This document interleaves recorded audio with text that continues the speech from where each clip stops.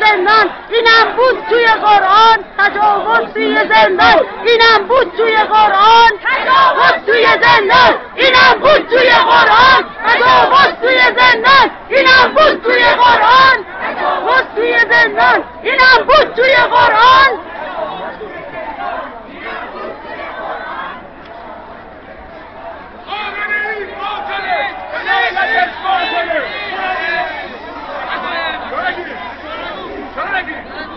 یا حسین